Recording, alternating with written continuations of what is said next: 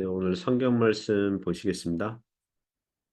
데살로니가전서 4장 13절부터 17절 그 내용입니다. 형제들아 자는 자들에 관하여는 너희가 알지 못함을 우리가 원하지 아니하노니 이는 소망 없는 다른 이와 같이 슬퍼하지 않게 하려 함이라. 우리가 예수께서 죽으셨다가 다시 살아나심을 믿을진대 이와 같이 예수 안에서 자는 자들도 하나님이 그와 함께 데리고 오시리라.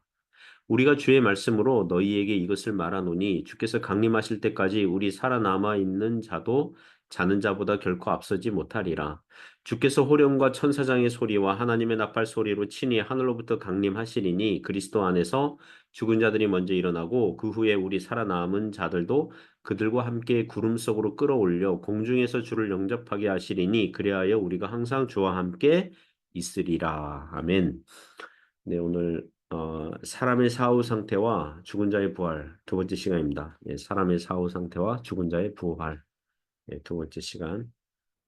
오늘은 웨스트민스터 시나고버스 32장 두 번째 항목을 보려고 합니다. 예, 원래는 이 항을 설교 준비하는데 그 설교 준비하다 보니까 이 항 두 번째 항목마저도 한 절반 정도만 오늘 성경 말씀 이렇게 하다가 이게 절반 정도만 예, 분량이 많아서 절반 정도만 하고 다음 주에는 나머지 절반과 함께 이제 세 번째 항목까지 같이 보려고 합니다.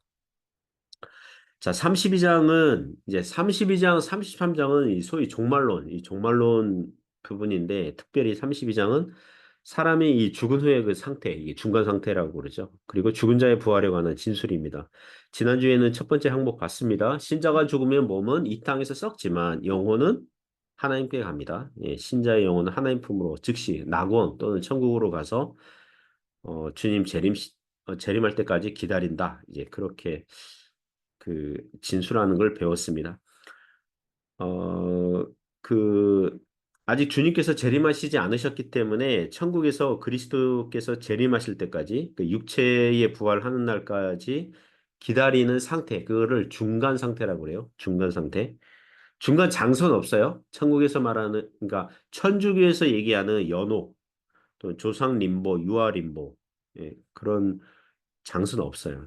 오늘 두 번째 항목에서는 이 마지막 날의 이 변화에 대해서 진술하고 있습니다. 두 번째 항목을 보도록 하겠습니다. 웨스트민스터 신앙고백서 32장 2항은요. 마지막 날에 살아있는 자는 죽지 않고 변화될 것이다. 그리고 죽은 모든 자들이 일으켜져 전과 같이 동일한 몸으로 부활할 것이다. 그리고 전과 다르지 않는 동일한 몸은 다른 특성을 가지고 있을지라도 자신의 영혼과 다시 결합하여 영원토록 있게 될 것이다. 그래서 오늘 마지막 날에 살아있는 자는 죽지 않고 변화될 것이다. 예. 그리고 죽은 모든 자들이 일으켜져 전과 같이 동일한 몸으로 부활할 것이다. 이 부분을 오늘 설교하려고 합니다. 우리가 읽은 이제 데살로니가전서 4장 13절부터 17절 내용이 이제 이 부분을 말씀하고 있는데요. 뭐 한 절씩 보죠. 데살로니가전서 4장 13절 보면 형제들아 자는 자들에 관하여는 너희가 알지 못함을 우리가 원하지 아니하노니 이는 소망 없는 다른 이와 같이 슬퍼하지 않게 하려 함이라. 사도 바울 당시에 데살로니가 교회 교인들이 이미 죽은 신자들에 대해서 매우 슬퍼하고 애석하게 생각하고 있었던 것 같아요. 고린도전서 15장에도 이 고린도 교회 교인들 일부가 이런 비슷한 생각했는데 뭐라고 그랬냐면 이미 죽은 자의 부활이 없다고 생각하는 사람들이 있었어요. 예수님께서 부활하신 것을 믿겠는데 이미 죽은 신자가 부활한다는 것은 도무지 믿겨지지 않는 거예요. 게다가 당시 헬라 철학에서는 육체는 죽으면 끝이거든요. 육체는 죽으면 끝이에요. 영혼만 중요했어요. 영혼은 불멸하는데 육체는 그동안 감옥과 같은 역할을 했기 때문에 영혼이 자유를 얻었다. 죽으면 영혼이 자유를 얻었다. 이렇게 생각하고 있었거든요.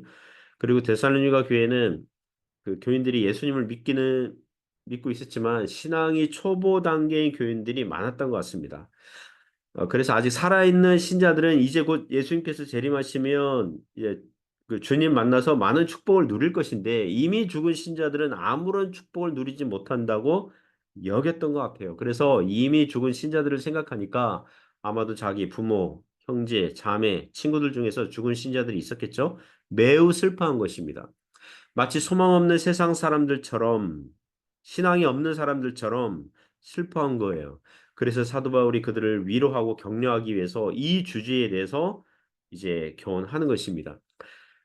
사도 바울의 교훈의 요지는 이겁니다. 이미 죽은 신자들이 아직 살아있는 여러분들보다 더 낫다. 예. 여러분이 생각하는 것만큼 이미 죽은 신자들이 불행하지 않다. 오히려 살아있는 우리보다 더 나은 처지에 있다. 이렇게 말하게 될 겁니다. 14절 보시면 우리가 예수께서 죽으셨다가 다시 살아나심을 믿을진대 예수님의 부활의 본보기를 따라서 예수님 부활하신 것처럼 그런 들으시죠? 이와 같이 예수 안에서 자는 자들도 이미 죽은 신자들도 이제 그거죠. 이미 죽은 신자들도 하나님이 그와 함께 데리고 오시리라. 그러니까 부활의 영광과 축복을 누리게 될 것이다. 이미 죽은 신자들이 부활의 영광과 축복을 누리게 될 것이다. 주님께서 다시 오실 때 부활의 영광과 그 축복을 누리게 될 것이다.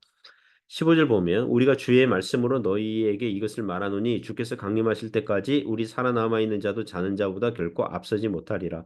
자, 15절을 요약하면 이미 죽은 신자들이 영적인 처지는 살아있는 신자들보다 더 나아요 못해요? 낫다. 더 좋다. 신구약 성경에서 이미 죽은 신자들의 영적 상태에 대한 구절들을 종합하면 첫 번째 항목에서도 진술했듯이 신자들의 영혼은 완전히 거룩해져서 하늘로 영접되고 거기서 빛과 영광 가운데 계신 하나님의 얼굴을 뵙고 있어요.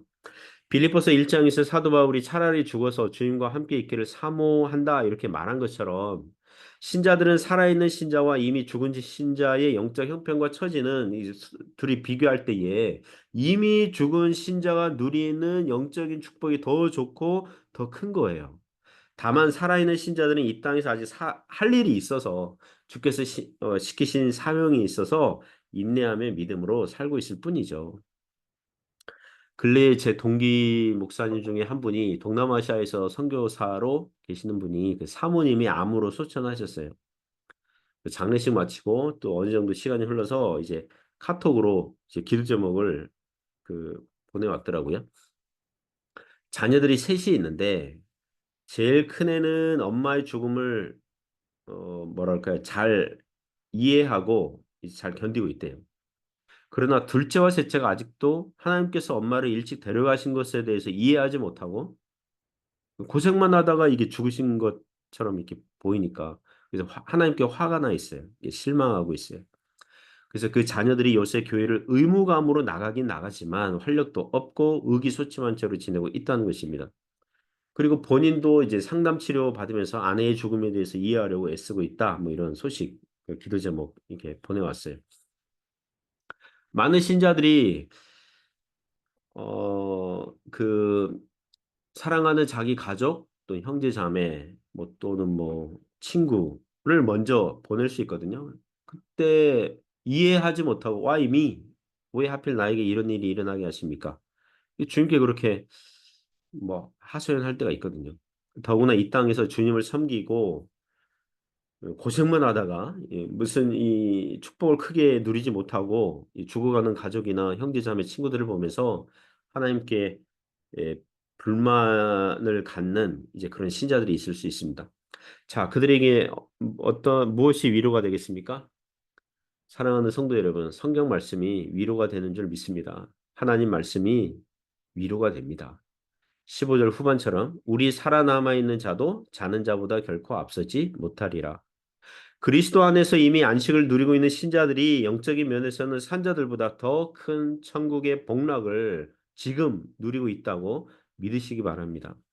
16절 보면 주께서 호령과 천사장의 소리와 하나님의 나팔 소리로 친히 하늘로부터 강림하시리니 자, 이 구절 보면 그리스도께서 천사들을 보내셔서 믿는 자들을 불러 모으신다고 하셨어요.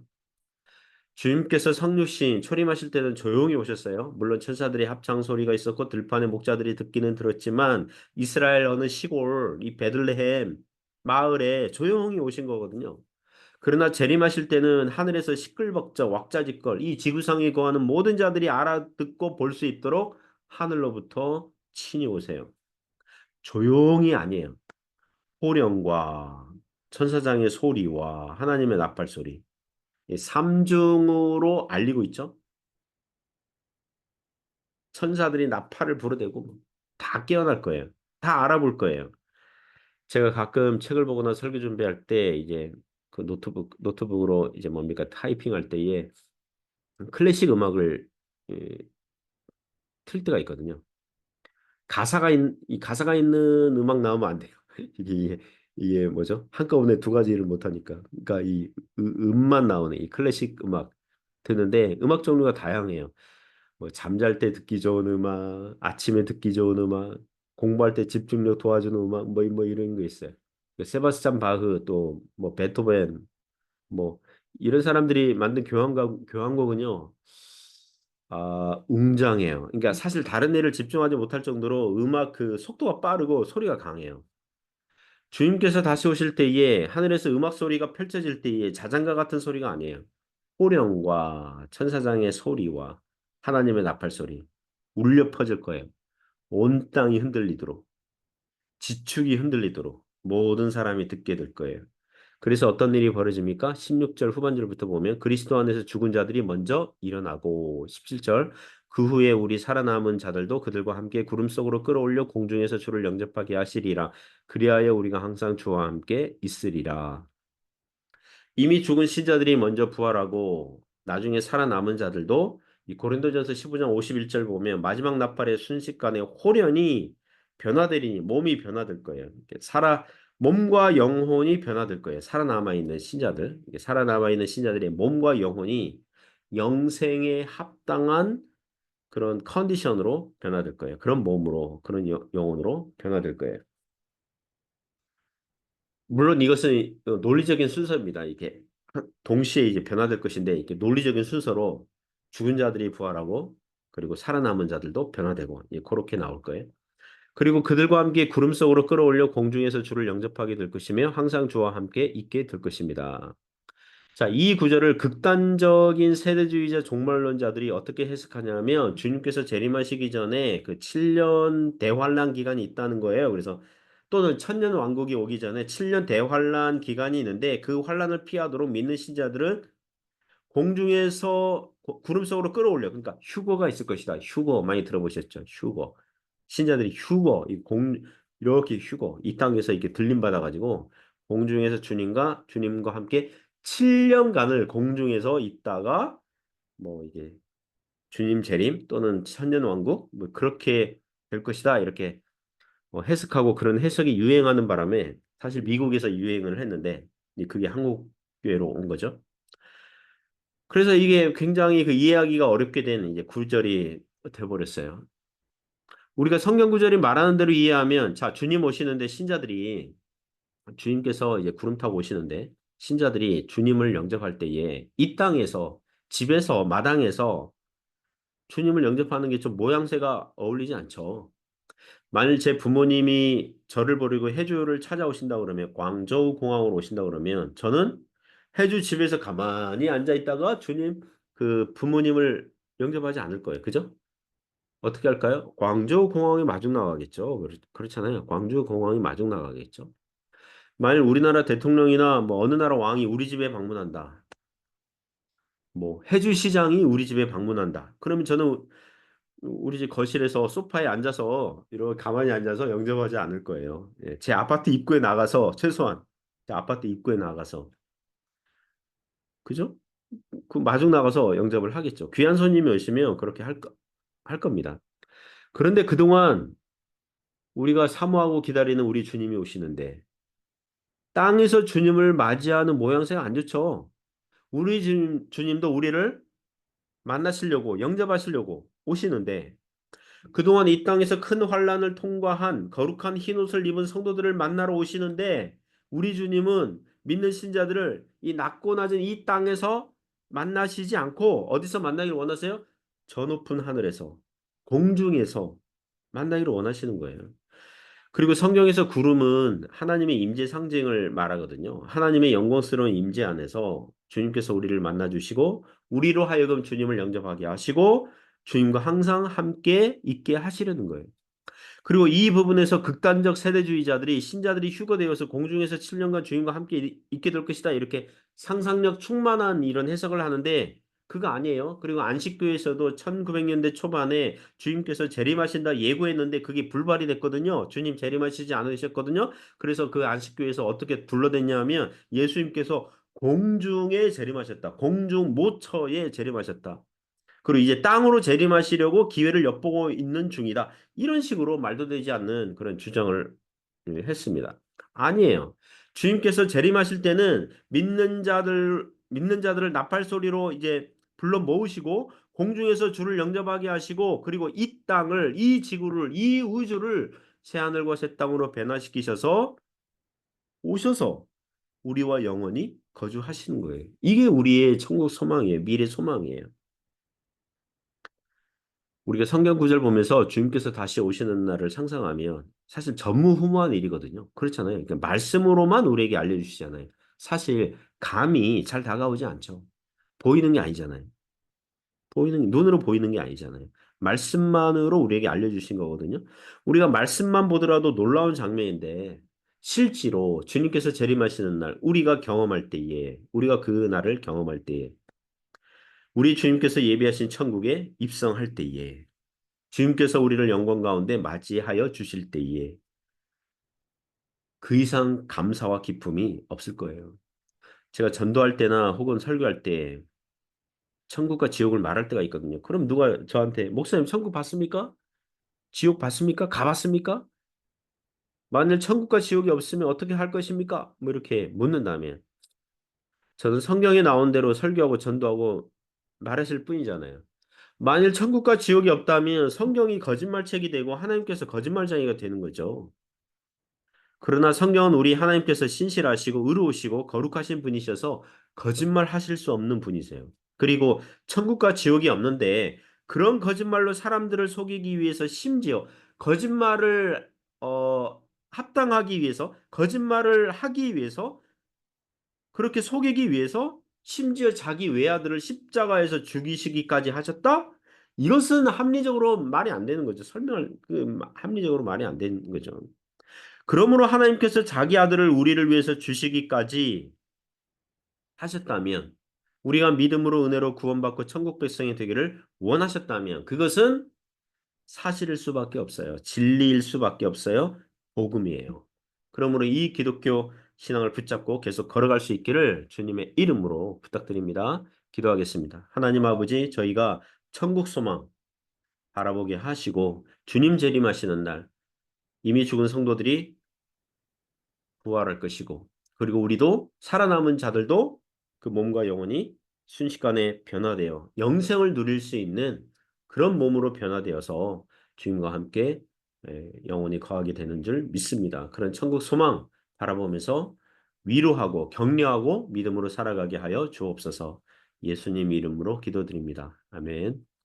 우리